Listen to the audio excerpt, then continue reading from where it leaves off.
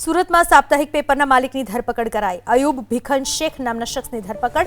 મિલકત પચાવી પાડવાના આરોપમાં તેની ધરપકડ થઈ। 8 લોકો વિરુદ્ધ ફરિયાદ કરાઈ હતી દાખલ। ભાડા ચિઠ્ઠી બનાવી મિલકત પચાવી પાડવાનો આરોપ। તપાસમાં સાપ્તાહિક પેપરના માલિકની સંડોવણી બહાર આવી।